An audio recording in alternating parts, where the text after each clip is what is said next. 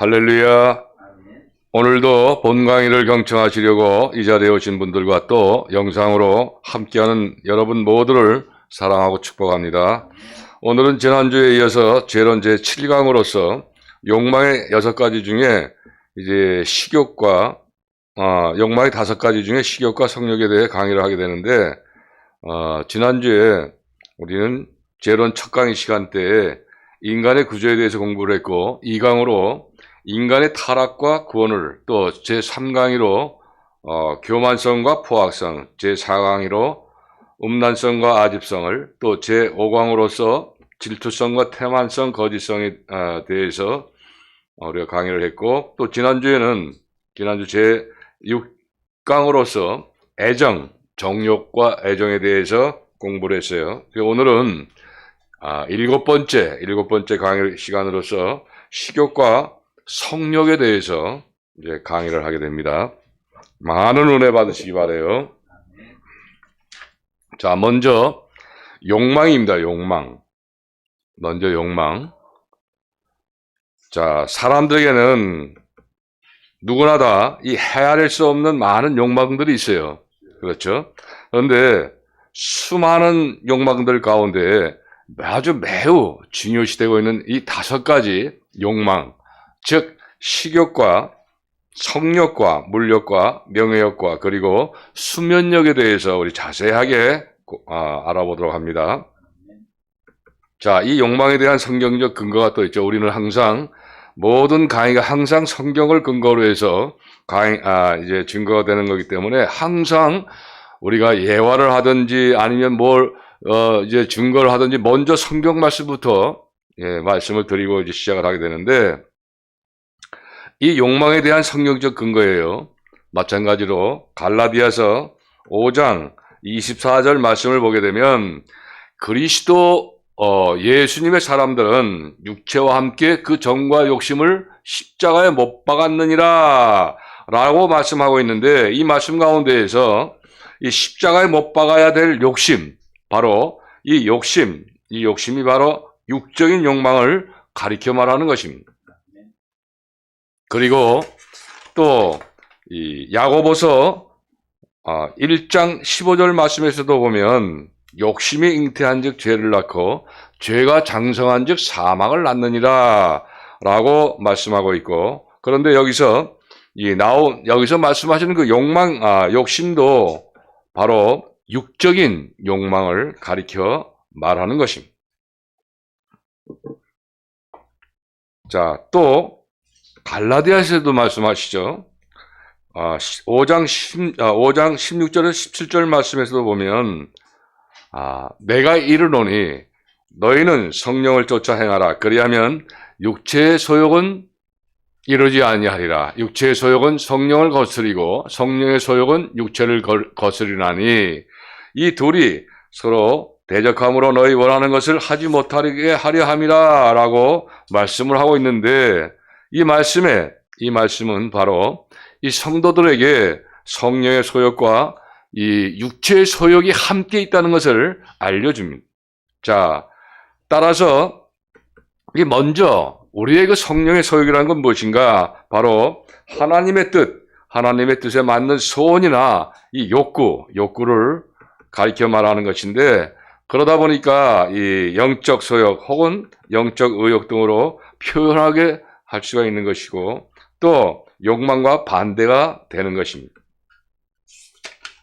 그리고 육체의 소욕은 육체의 욕심을 이루는 것이라고 한 것을 볼 때, 말씀하신 걸 볼 때, 육체가 하고 싶어하는 소원이나 이 욕망 이런 것들을 가리켜 말하는 것임을 알 수가 있어요. 그래서 이 육적 소욕은 육적 의욕이나 육적 욕망 등으로 표현할 수가 있는 것입니다. 자, 다음은 욕망 5가지 중에서 먼저 식욕에 대해서 알아보도록 합니다. 자, 식욕은 먼저 이 식욕은 음식을 먹고 싶은 욕망을 가리켜 말하는 것인데, 이 욕망 중에서 가장 기본적인 것이 바로 식욕이죠. 그래서 대체로 이 사람들은 적당한 식욕이 있어야만 살지만 때로는 이 식욕이 안 생기기 때문에 먹어야 할 때 먹지 못하는 경우도 있습니다. 바로 거식증이도 이제 그 중에 하나인데, 그런데 사실 하나님께서 인간에게 식욕이라는 본능을 주신 것에 대해서는 바로 또 이것도 성경 말씀에 있죠. 창세기 말씀을 보면 알 수가 있어요. 하나님께서는 이 인간을 창조하시고 바로 이 생육하고 번성하라는 그 축복의 말씀을 주셨는데, 이와 같은 말씀이 바로 성취되기 위하여 주신 것이라는 것을 우리가 알 수가 있게 되는 것이죠. 그러나 여기서 그 육신의 본능인 식욕이 천국에서는 아무 소용이 없는 그 이유를 보게 되면, 천국은 바로 생육하고 번성해야 될 필요가 없는 곳이기 때문이며, 그리고 먹고 마시는 정욕적인 본능을 가지고 사는 나라가 아니기 때문에 그렇습니다. 다음은 이런 식욕의 지배를 받고 있는 육적 행실에 대하여 우리가 살펴보도록 하겠습니다. 자, 먼저 이 식욕이 불만족스러울 때에 이 서운하고 또 슬퍼하고 짜증내고 화를 내고 투정하는 행신들과, 또 이와는 반대로 이 식욕이 만족스러울 때에 기뻐하고 흐뭇해하고 좋아하고 자랑하는 행실들을 가리켜서 식욕의 지배를 받고 있는 육적 행실이라고 말할 수가 있는데, 다음은 우리 식욕의 지배를 받고 있는 그 육적 행실에 대해서 이제 살펴보도록 합니다. 자, 음식이 맛이 좋다, 또 나쁘다, 짜다, 맵다, 싱겁다라고 하는 말이나 이 표정들이나 행동들이나 음식을 타박하거나 고급 음식만, 그냥 입에 맞는 음식만 좋아하는 것이나 또 좋은 음식을 먹고 기뻐하는 언행들이 바로 식욕의 지배를 받고 있는 이 육적 행실인 것입니다. 다음은 식욕의 지배를 받은 결과인데, 이것은 바로 그 위선적인 행실들이 많이 나타나게 되는 것입니다. 따라서 식욕의 지배를 받으면서 살아가는 이 성도들을 향한 하나님의 뜻을 보면, 하나님께서는 성도들로 하여금 영적 광야를 통과하면서 이 식욕의 지배를 받는 마음과 행실을 정결하게 하고자 하는 것이 하나님의 뜻이므로, 그래서 바로 연단시키시는 것입니다. 연단. 말씀 많이 듣죠? 연단의 진리. 정말 아주 중요한 연단의 진리입니다. 자, 그럼 이제 하나님의 뜻을 따라 성도들이 이 식욕의 지배를 당하지 않도록 하기 위해서 해야 할 일들을 우리가 자세하게 살펴보도록 합니다. 자, 먼저 절제 생활을 적극적으로 해야 합니다. 따라서 이 식욕을 절제하도록 하기 위해서 하나님께서는 성도들로 하여금 먹을 것이 없도록 하실 때도 있고, 또 질병을 허락하실 때도 있습니다. 왜냐하면 연단을 위해서. 자, 그리고 이 성화된 성도들은 스스로 정욕을 절제하는 생활을 아주 엄격하게 실천하는 그 분들인데, 다시 말씀드리자면 이 성인들이 걸어간 길은 바로 이 정욕을 극복하기 위해 좁은 길이었다는 것입니다. 그래서 이런 분들에게 하나님께서는 신령한 은혜를 풍성하게 내려주셨습니다. 그래서 우리는 이 음식에 대한 관심을 버리기 위해 정말로 아주 순간순간 노력을 해야 하기 때문에 이 맛없는 음식을 먹도록 미리 입맛인 이 미각을 둔화시키면 아마 좋을 것이에요. 그러나 이 식욕은 며칠 만에 쉽게 극복할 수 있는 것이 절대 아니에요. 아주 오랜 시간을 두고 꾸준히 인내하면서 실천해야 바로 극복할 수가 있는 것이 이 식욕입니다. 뿐만 아니라 자기의 식성을 극복하는 훈련까지 받아야 합니다. 그러기 위해서는 식생활의 규칙을 정해서 엄격하게 지키고, 만약에 못 지켰다면 철저히 참여하면서 검소한 음식을 먹거나 채식을 하거나 또 가끔 금식하는 것이 바로 영적으로 유익한 것입니다. 그리고 이 식생활 규칙을 정해놓지 않으면 자기 중심적인 그 명분을 주장하면서 절제 생활을 외면하게 되고 방종 생활에 빠지게 아주 쉬우므로 이 성도들이 극기 생활을 가볍게 여긴다면 영적으로 바로 큰 손해를 보게 된다는 것을 우리는 알아야 할 것입니다. 그러면 이제 식욕에 지배당한 경우와 또 극복한 경우에 대하여 이제 예를 들어 설명하도록 합니다. 아까도 말씀드렸지만 항상 신뢰가 됐든 또 첫 강의가 들어가던 모든 것은 성경을 근거로 한다고 말씀드렸죠. 그래서 이 예화도 성경의 말씀의 인물들을 대상으로 예화를 설명합니다.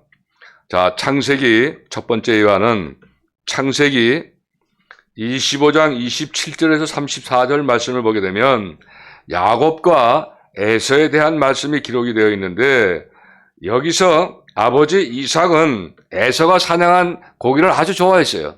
그래서 에서를 사랑해요. 큰 아이를 사랑하죠. 근데 어머니 리브가는 작은 아들 야곱을 사랑했습니다. 그런데 어느 날 야곱이 팥죽을 만들었어요. 근데 마침 그때 사냥을 나갔던 에서가 아주 그 배고프고 심히 지친 몸으로 이제 집에 돌아왔을 때, 그리고 야곱에게 이렇게 얘기합니다. 자, 내가 지금 피곤하고 시장을 배고파 견딜 수가 없으니까 네가 그 만든 그 팥죽을 날 좀 먹게 해줄 수 없느냐라고 부탁을 하게 되는데, 그때 바로 이 야곱에게 이 야곱은 형이 가지고 있는 그 장자의 명분, 그러니까 이스라엘 백성들은 장자에게 그 축복을 주는 그런 전례가 있었기 때문에 이 장자의 명분을 야곱은 평상시에도 굉장히 그것을 바랬어요. 자기 형에게 아버지가 자기 형에게 축복을 물려주는 것보다 내가 좀 축복을 받았으면 어떻겠느냐 하는 그런 간절한 사모한 그런 마음이 있었어요. 그래서 그때 바로 기회를 놓치지 않고, 그럼 형, 그 장자 그 명분 나한테 팔어. 그래야 내가 이 팥죽을 줄게. 그러자 에서는 그 팥죽이 정말 아주 먹음스럽기 때문에 말하기를 내가 배고파 죽게 되는데 그 장자의 명분에 무슨 소용이 있어? 라고 하면서 야곱에게 장자의 명분을 주겠다고 약속을 하고 결국은 팥죽을 먹어버렸어요. 결국에서는 순간적으로 배고픔을 참지 못하고 먹어버린 이 팥죽 한 그릇 때문에 장자의 명분을 에서는 잃고 말아버립니다. 이상과 같이 우리의 이 말씀의 내용들을 분석해보면 그 형에서는 하나님께서 중요하게 여기시는 그 장자의 명분을 아주 가볍게 취급했어요. 그런데 그 동생 야곱은 그 장자의 명분을 아주 중요하게 여겼기 때문에 평소에도 그 하나님에 따라서 합당한 사람이 되어 자기가 큰 자가 되고 싶어하는 그러한 축복을 결국은 받게 되었죠. 다시 말씀드리자면 에서는 들에서 사냥을 하고 배가 고픈 그 몸이 되어 돌아왔을 때 이 팥죽을 보고 강하게 그 식욕의 지배를 받으며 자가 우선 먹고 보자는 생각으로 하나님께서 중요하게 여기시는 그 장자의 명분을 정말 생각도 없이 가볍게 생각을 했기 때문에 결국은 불행한 사람이 되어버린 것인데, 우리는 사람이 배가 부르고 먹을 것이 풍부할 때는 식욕의 지배를 받거나 또 마귀의 유혹을 받게 되는 기회가 적지만, 그러나 아주 심하게 배가 고프고 먹을 양식이 만족스럽지 못할 때에는 바로 이 식욕의 지배를 받기가 쉽다는 것을 알 수가 있게 되므로 우리 성도들은 늘 깨어서 마귀의 유혹을 받아 범죄에 빠지지 않기 위해서는 항상 경건한 생활과 이 절제 생활을 철저하게 실천을 해야 하는 것입니다. 특히 이 대환란을 통과한 성도들에게 이 극심한 흉년으로 인해 먹을 것이 없게 될 때나 이 적그리스도가 표를 받지 않는 사람들에게 식량을 공급하지 않게 될 때에 이 성도들은 바로 이 에서와 같이 망하지 않도록 하기 위해 매일매일 절제하는 영성 훈련을 평소에도 받을 필요가 있는 것입니다. 그리고 에덴 동산에서 아담과 하와가 바로 이 선악과를 따먹고 타락하게 된 원인도 이 마귀의 유혹을 받았기 때문에 그렇습니다. 그렇죠. 그러나 예수님은 40일 금식 기도를 마치셨을 때에도 아주 극심한 배고픔으로 고통을 받기는 하셨지만 돌로 떡을 만들어 먹으라고 하는 이 마귀의 속삭임을 단호히 물리치심으로 바로 이 식욕의 지배를 받지 않고 승리하게 되신 것입니다. 다음 두 번째 예화로서 이 프랑스 아르스에 살았던 이 비안네 성자에 대한 일화를 들어봅니다. 이 비안네는 세속에 살면서도 성 프란시스를 본받아 엄격한 절제 생활을 하였는데 이 비안네 성자의 식생활은 식물성 음식만 먹을 뿐만 아니라 매우 단조롭고도 검소하였습니다. 그 식생활 내용을 보게 되면 이 감자 있죠? 감자를 솥에 가득히 삶아놓고 정해진 시간 외에 다른 음식은 먹지 않고 오직 삶은 감자만 몇 개씩 먹는 그런 규칙적인 생활을 계속 해왔던 것이에요. 참 대단하죠? 감자 하나만 먹고 하루 3끼를 감자 몇 개씩 먹는 걸로 때우는 이러한 그 절제 생활 참 대단하죠. 그러던 어느 날 이 비안네 성자는 복통, 배가 막 아파가지고 큰 고생을 하게 되었을 때에 의사가 와서 진단한 결과 영양분이 골고루 섭취되지 않았기 때문에 생긴 병이라고 하면서 그 영양을 분이 있는 그 우유 한 컵과 달걀 그걸 좀 한 개씩 먹으라고 권면을 합니다. 그러나 이 비안네는 이 식물성 음식만 먹기로 작정한 규칙 때문에 이 우유와 달걀을 먹을 수가 없다고 하면서 거부를 하게 됩니다. 주여, 주여. 이게 가장 식욕이 참 절제하는 게 가장 기본적인 그 어려운 것인데, 이 참 대단하죠. 그러자 비안네 성자를 보필하던 그 자매님들이 목장에서 가져온 우유를 한 컵 간구를 합니다. 그러면서 그러다 보니까 할 수 없이 받아 마시고는 이 조금의 양심의 가책을 또 크게 받으면서 폭언폭식을 했다고 회개를 철저히 하는 것이었습니다. 우유 한 잔이 폭언폭식했다고 하는 거예요. 참 대단하죠. 주여. 이와 같이 비안네 성자는 오직 주님만을 더욱 사랑하기 위해 이 식생활의 규칙을 정해놓습니다. 그리고 이 식욕을 철저하게 절제하는 생활을 하면서 결국은 위대한 성자가 되어 하나님께 영광을 돌렸습니다. 다음은 세 번째 예화입니다. 병상의 전도자인 K 선생님께서 예수님의 빛에 대한 진리를 밝게 증거하며 충남 대전에서 사실 때에 있었던 일이에요. 자, 그때 어느 날 이 K 선생님께서 누워 계시던 방에서 구역 예배를 드리게 되었을 때에 여러 성도님들이 함께 모여 구역 예배를 드리고 이제 은혜롭게 마친 후에 푸짐한 음식을 대접받게 되었어요. 이제 그때 차려놓은 음식들은 이 수박, 딸기 등 각종 과일들과 삶은 계란 그리고 떡 등이 있었어요. 이 식사 기도 때 식사 감사 기도를 마친 후에 차려놓은 음식을 먹으려고 하는데 어떤 여집사님께서 K 선생님의 여동생에게 말하기를 왜 오빠한테는 이 좋은 음식들을 드리지 않느냐라고 질문합니다.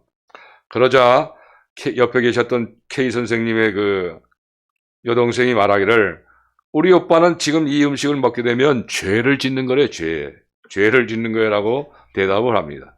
주여. 그 말을 들은 이 성도들은 무슨 말인지 이해하지 못하고 어리둥절하고 있었을 때 바로 그때에 K 선생님을 해명을 해야 할 필요성을 느끼고 자세하게 이 식욕 절제에 대해서 설명을 해 드리게 되었을 때에 이렇게 말씀하십니다. 제 여동생이 말한 것과 같이 지금 제가 여러분들과 함께 그 음식을 먹게 된다면 분명히 저는 하나님 앞에서 범죄하는 것이고 크게 회개를 해야 합니다.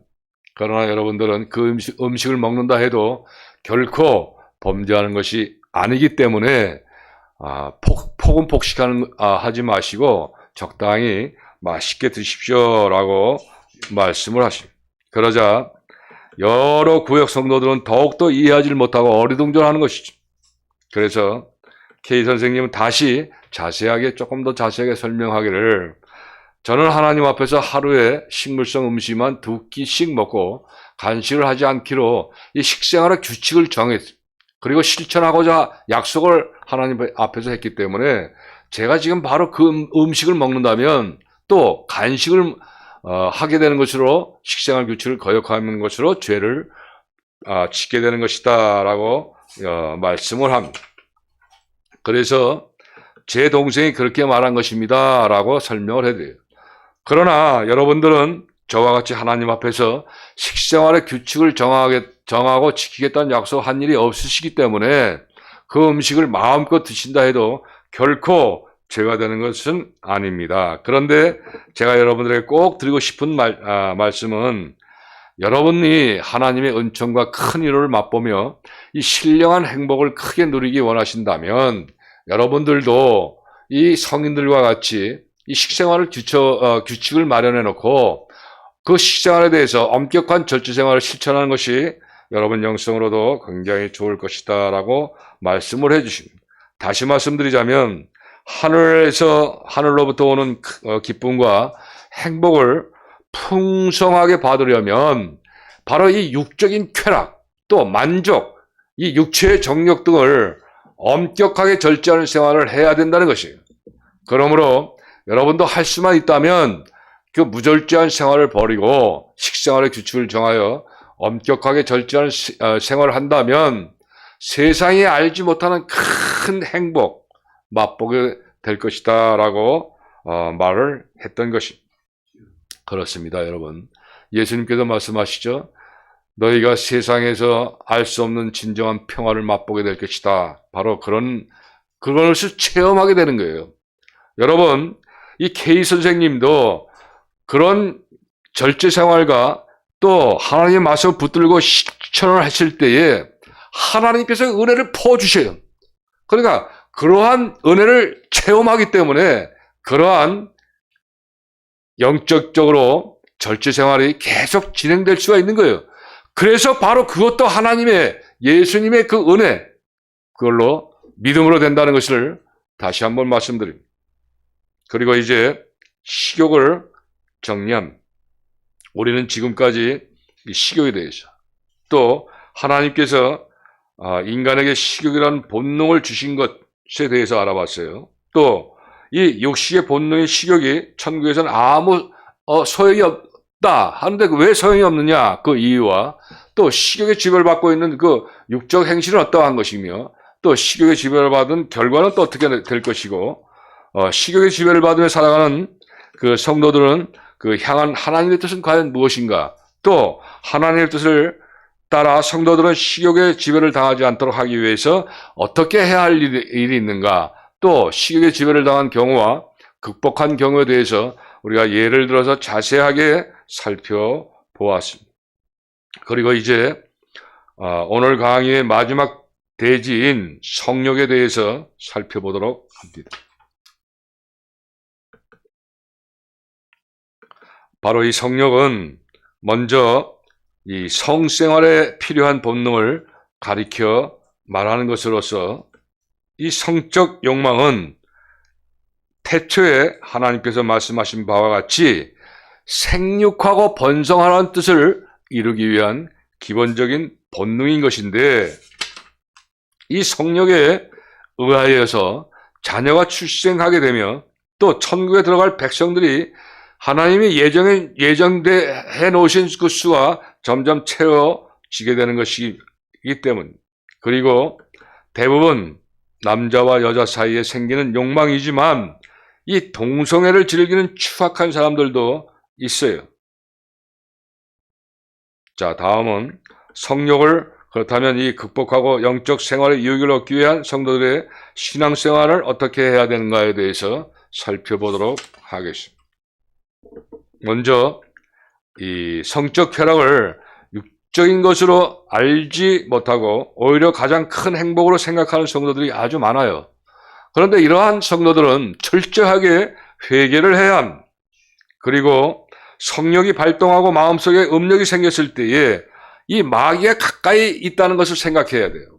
그리고 예수님께서 우리의 마음과 행실을 감찰하고 계신다는 그 의식을 가지고 정말 물리치며 절제해야 하며, 성도들은 이 성령이 자극되어 지극히 작은 손짓이나 발짓 그리고 말과 행동이 나타날 때에 철저하게 회개할 수 있도록 영적 진보가 빠르다는 것을 알아야 하는데, 특히 이 부부간의 성생활은 무절제하게 빠지기가 쉬워요. 때문에 부부생활도 엄격한 규칙을 정해놔야 돼요.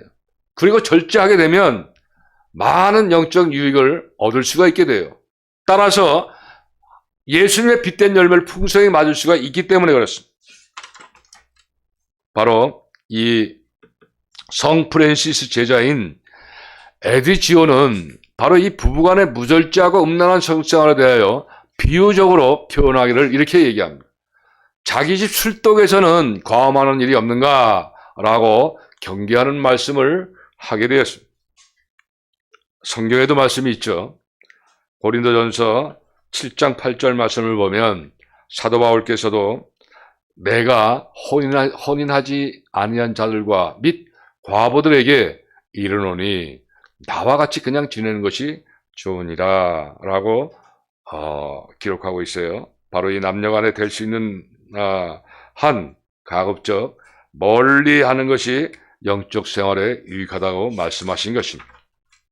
그리고 7장 26절에서도 보면 내 생각에는 이것이 좋으니 곧 임박한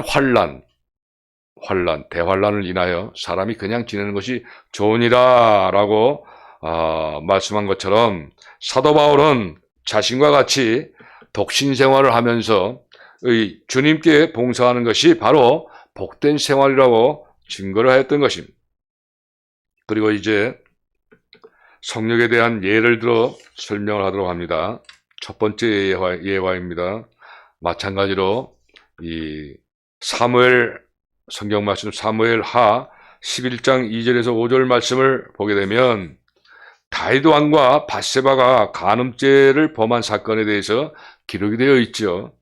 자, 그런데 어느 날 다윗 왕이 낮잠을 자다가 저녁 때 잠자리에서 일어나서 왕궁 지붕 위에 올라가 거닐게 됩니다. 그리고 우연히 이렇게 잠에서 들 깨인 그런 상황에 무방비한 그런 마귀의 무방비한 상황에서 우연히 이렇게 아름다운 어떤 여자가 목욕하는 모습을 보게 돼요. 저도 이스라엘 다윗 왕이 밧세바를 봤다는 이스라엘 가서 봤는데 다윗 왕궁은 이렇게 높은 데 있어요. 그리고 밧세바가 목욕했다는 그 밑에 있기 때문에 위에서 보면 환히 보여요. 목욕하는 모습이. 근데 보게 되었어요. 근데 그 순간에 이 다윗 왕의 마음은 낮잠을 자는 게 이 방심한 상태가 되었어요.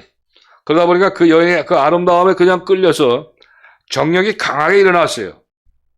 그렇기 때문에 다윗 왕은 부하한 사람을 보내서 그 여인에 대해 알아보게 합니다. 근데 바로 그 여인은 전쟁터에 장군의 우리아에 나가서 전쟁터에 나가서 싸우고 있는 우리아의 아내였던 것이에요. 그때 다윗 왕은 밧세바 우리아의 아내를 데려오라고 해서 침실로 데리고 들어가게 동침했습니다. 여러분, 자기에게 충성하는 신하 장군의 아내를 그렇게 데려오게 한 것은 그 당시에 이 마귀에게 이렇게 유혹당해가지고 이게 완전히 자기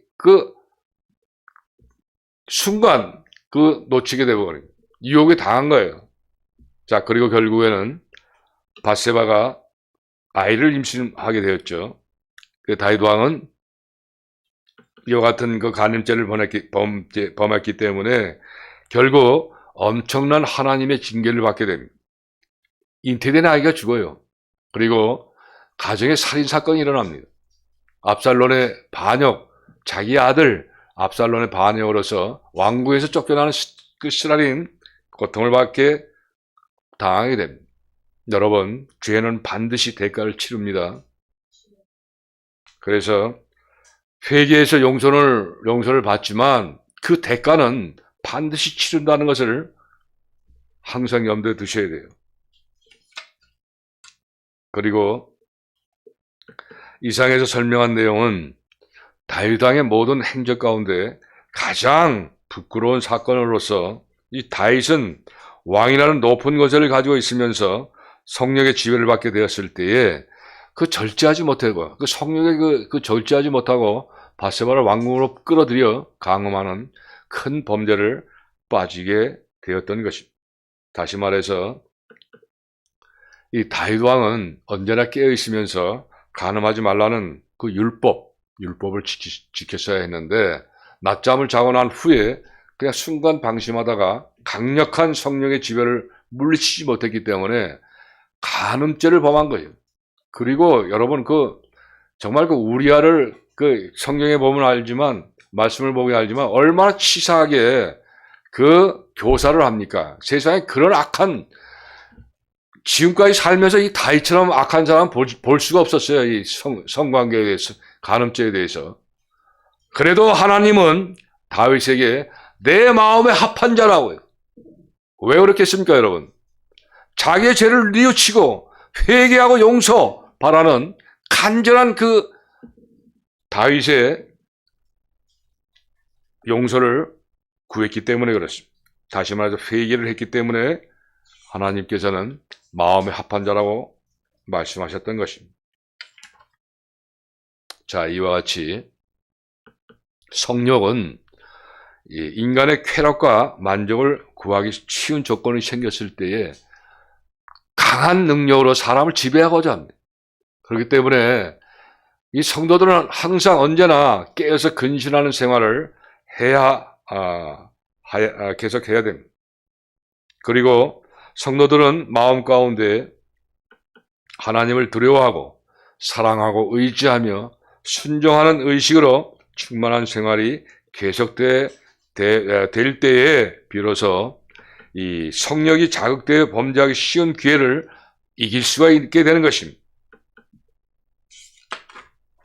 그리고 밧세바의 경우에도 그래요. 아무리 큰 권세를 가지고 있는 왕의 요청이라 할지라도 하나님의 말씀에 순종했다면 죽음을 각오하고 그 왕의 유혹을 거부했어야만 했어요. 그죠? 그러니까 결국 자신도 큰 범죄에 빠졌을 뿐만 아니라 그 다윗 왕까지도 큰 범죄와 그 불행의 수렁에 빠지게 했던 것이에요. 그렇죠? 그래서 이 성욕이 얼마나 큰 범죄를 일으키는가에 대해서 우리가 알 수가 있습니다. 자, 그리고 다음은 두 번째 예화입니다. 두 번째 예화는 이 성인의 예화인데 그 유명한 그 성인 베네딕토 성자 이야기입니다. 이 베네딕토 성자가 스비아코 산 쪽의 어느 한 동굴에서 이 수도 생활을 하고 있었을 때예요. 베네딕토가 잠시 누워서 옛날에 있었던 일들을 생각하던 중에 이 고향에 있던 여러 사람들을 마음속에 떠오르게 되었어요. 이렇게 방심하다가 과거에 교제하던 여인을 생각하게 되었는데 그 순간 성욕이 자극하면서 음란한 생각에 사로잡히게 되었습니다. 그런데 그때에 베네딕토 눈에 보이는 것이 있어요. 동굴 입구에 어떤 예쁜 여자가 완전히 다 벗은 채로 서 있는 것이에요. 그 여자가 바로 누군가 봤더니 자신의 옛날 애인이었던 여자였어요. 이때 베네딕토는 깜짝 놀라면서 아니 당신이 여기 웬일이요? 라고 소리치자 그 여자는 동굴 안으로 들어오면서 이렇게 얘기합니다. 베네딕토 나 추워요.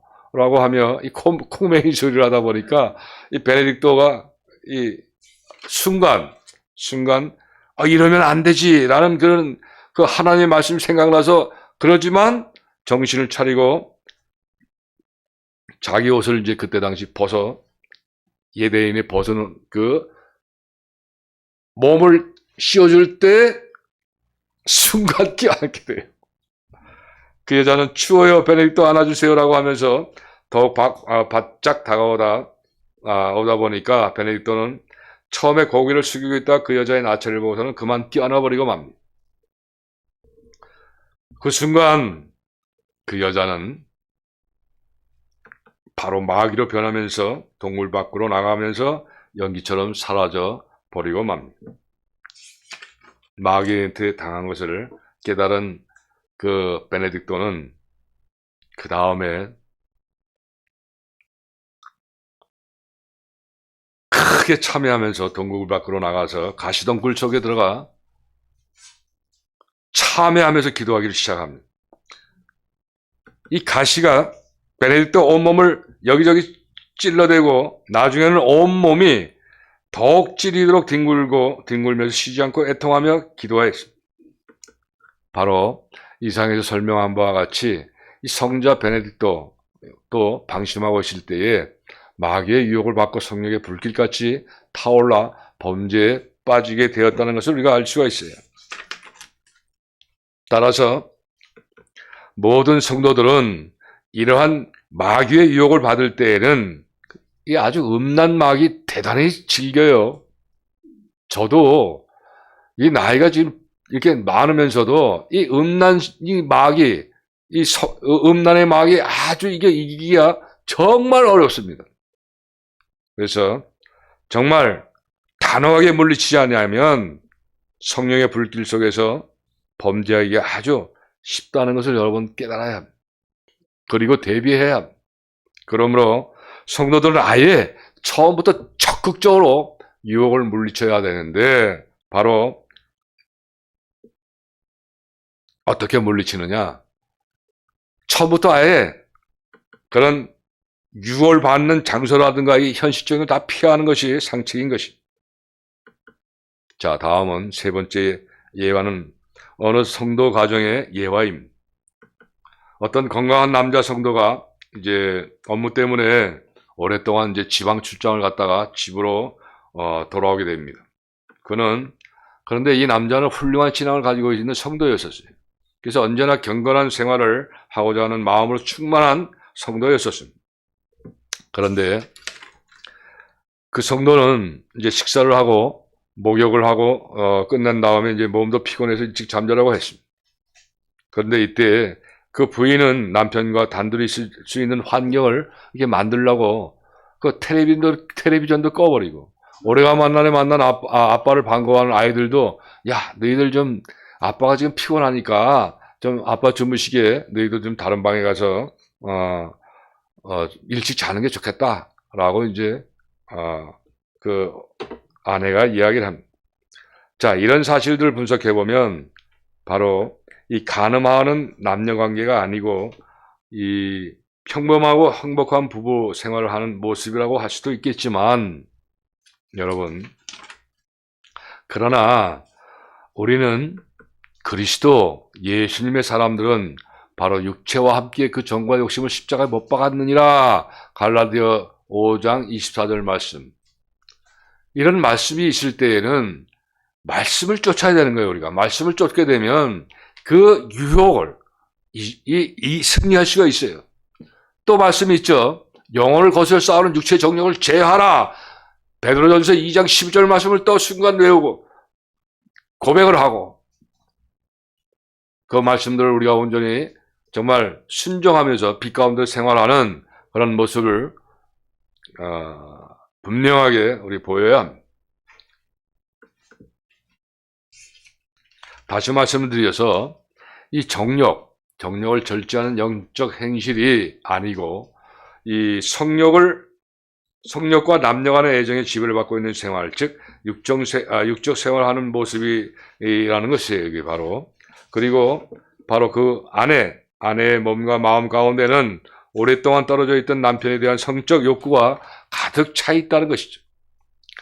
우리가 실제 믿지 않는 사람들은 또 믿는 사람들이나 그런 것은 바로 우리가 그 성욕을 충만할 수 있는 기회가 주어지는 거예요. 이럴 때에 말씀으로 물리쳐야 되는 것이죠.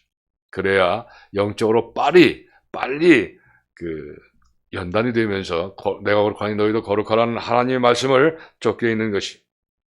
자, 이 그 아내가 텔레비전을 끄고 자녀들 다른 방으로 내버리고 이부자리를 펴놓고 잠옷차림으로 애교를 나타내면서 그 남편의 몸을 주물러 주는 것과, 그러니까 남편이 아무리 피곤해도 바로 그 아내가 주물러 주고 하게 되면 이게 성적으로 이게 또 올라오게 돼 있어요, 인간이라. 그러다 보니까 결국은 그 피곤한 관계에서도 애정과 성령의 지배받아 나타나는 행실들이 바로 그러한 행실들인 것입니다. 자, 말씀부터 우선 지키고, 그것도 오래간만에 그렇게 왔으면 피곤한 게 다 풀고, 아이들한테도 그런 어떤, 그런 그 환경에서 이기는 모습을 보이고 하는 것이 바로 말씀대로 실천하는 거예요. 그리고 나서 하나님 앞에서 또 성관계 하는 건 괜찮죠? 그러나 기회가 주어질 때 절제하는 것이 굉장히 중요하다 하는 말씀인 것이. 자, 이 부인처럼, 이 아내처럼 마음속에 성적 쾌락과 만족을 추구하는, 성적 만족을 추구하는 욕망이 가득 차 있을 때에는 아무리 선한 말을 하고 또 도덕적으로 훌륭한 행동을 하는 것 같아도 모두가 성령의 지배를 받아 나타나는 위선이라는 것을 알 수가 있게 됩니다. 그러므로 우리 성도들은 모두 이 성자들의 전기를 많이 읽고 또 예수님의 빛을 따라 철저하게 사는 삶이 어떠한 것인가를 정확하게 알고 또 분별을 해야 할 것입니다. 자, 오늘 강의 끝으로 성령에 대해서 정리를 해보면 우리는 지금까지 이 성령에 대해서와 또 성령을 극복하고 영적 생활의 유익을 얻기 위한 성도들의 신앙생활과 그리고 성령에 대해서 우리가 신뢰를 들어가면서 모두 잘 살펴보았습니다. 자, 이제 오늘 강의는 끝나는데 제가 이제 여러분 앞에 광고할 말씀이 있어요. 제가 다음 주에는 이제 베트남을 가게 됩니다. 또 베트남을 가고 난 후에 다시 이제 캄보디아를 입국해서 요번에는 강돌라 전도사님과 강짱뜨리아 전도사님을 이제 같이 한국에 또 입국해야 될 그런 또 스케줄이 있고 하기 때문에 약한 그 겨울방학을 이제 부득이하게 시작해야 될 것 같아요. 그래서 이제 한두 달 후에 다시 건강한 모습으로 뵙게 되길 바랍니다. 감사합니다. 수고들 하셨습니다.